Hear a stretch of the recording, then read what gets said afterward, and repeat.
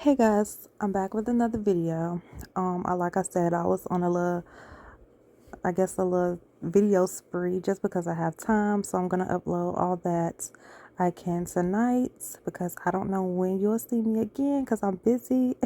But I want to do this story about Saniyyah Dennis. She was a 19-year-old college student whom is right now missing. So let's talk about what happened. So on one night, this just happened a couple weeks ago. Like I said, New York City, or in New York, I'm sorry. She was at her campus, and apparently she got in an argument with her boyfriend over like the phone text message, and they broke up, and he wasn't talking to her anymore. He wasn't responding to her calls or text messages, and it came back that she had called him 66 times within 1 hour to try to reach out to him, try to talk about what happened, maybe get back together, whatever the case might be. She sent messages to him, saying that she wasn't feeling good. She thought she was going to take her life. I may not say certain things because I don't want to get flagged on YouTube, but and he never responded to her. And so she's seen in an elevator once they figure she was missing.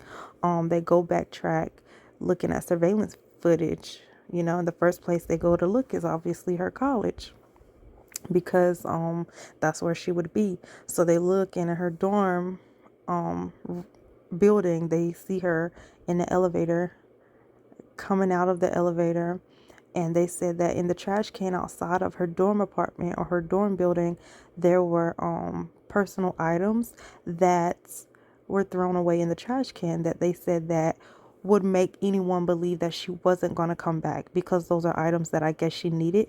They didn't disclose of what it was, but she threw them items in the trash can.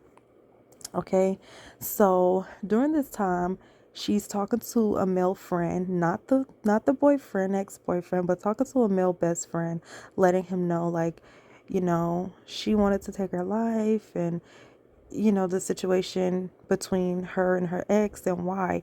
And they were on the phone for 4 hours, and during this time he was trying to talk her out of it, and just say, hey, calm down, maybe this isn't worth it and stuff like that.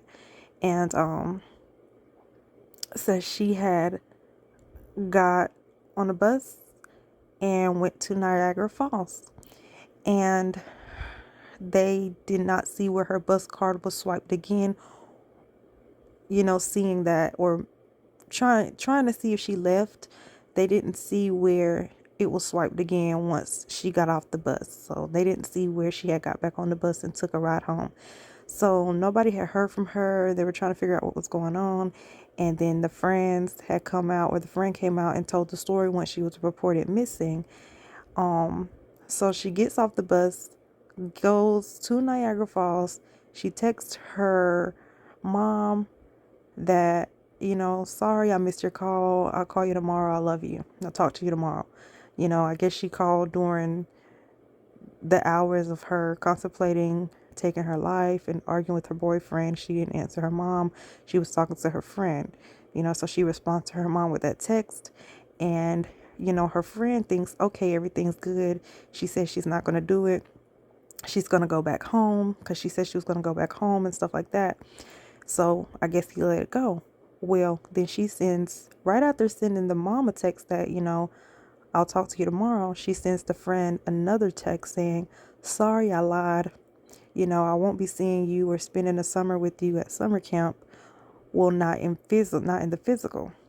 And thank you for making my day better, or something like that. So basically, she told her friend, like, I'm going to kill myself. I lied to you. And that was the last time anyone had heard from her, and she was not seen going back into her apartment building or her dorm building, and her bus card was not swiped again. And it is presumed that she jumped off of Niagara Falls. And that is all that anyone knows. I think they did reach out. They did reach out to her ex-boyfriend, and he was actually in New York City at the time. So he wasn't necessarily near her at Niagara Falls. there was video footage of her actually walking along Niagara Falls, so they actually have video footage of her. As far as the jumping or anything like that, they didn't say any of that, or else they would know where she went. Her father was actually a part of an old music group back in the day called Dipset, kind of rap group.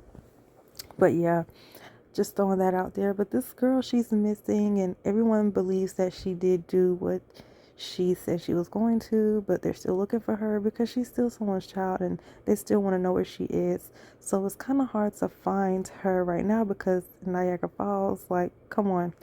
So yeah, let's talk about let me show you what was said so far about this case in regards to her being at Niagara Falls that night.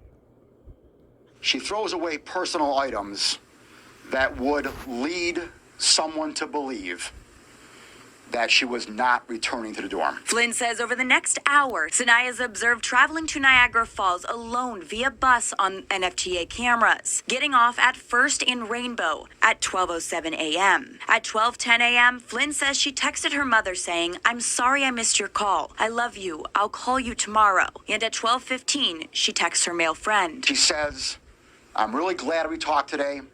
I'll forever treasure it, but I'm sorry I lied. I will not be joining you this summer, at least physically.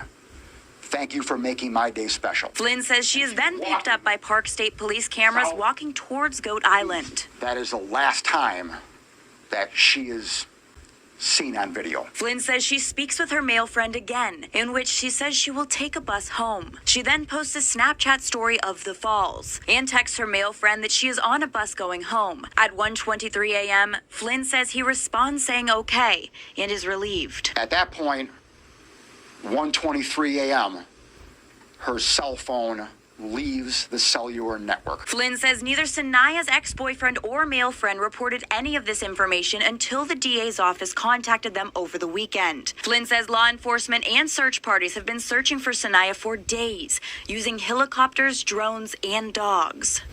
They took the dogs over the railing. Along with these guys, they went over the railing. Here, walking on this little area right here. That's how concerned this community is about this girl. Walking right here, and the dogs stop right there. Flynn says law enforcement will continue to search for Saniyyah. We may never find the body. I mean, that's a possibility. So you guys heard it. That's really sad that they'll probably never find her. Like, I mean, look at that location. But it's very sad. I'm not sure what was going on, but we've all had our fair share of breakups and stuff, but to get to that point where you just feel like your life is not worth living, that's very sad and unfortunate that even her friend talking to her for 4 hours, it didn't help her. I know that if someone, we can also say what we would have or could have done in that situation, but I feel like after 4 hours, that's a little too long. I'll talk to you for a little bit. After that, I'm calling your mama. We gotta get somebody to you. So he talked to her for 4 hours. She told him she wasn't going to do it. He felt relieved. And then all of a sudden, she texted him that she lied. And her cell phone drops from the network. No one's seen from her, heard from her. Her card was not swiped for the bus again. She was not seen on footage anymore, nowhere. Not leaving the area, not going back to her dorm. She threw away important items that she would probably want to keep or anyone else would want to keep, which they, again, didn't say what it was. And now we do not know where Saniyyah is. So here is another story. Unfortunately, hopefully we do figure out what happened. We can kind of figure out now based off of what we've seen in the news what happened, but hopefully the family can still be able to lay her to rest in the near future, because I feel like that is so nerve-wracking and just draining, having information but still not knowing specifically where she is or what happened. You can still assume because evidence could point to it, but it's like we still don't know. So it's like the family is very worried because they don't have her. They don't know where she is. So you guys keep her family in prayers. And this is very sad. Tell me what you guys think. Thank you for watching. Subscribe to my channel. And I'll be back with another video.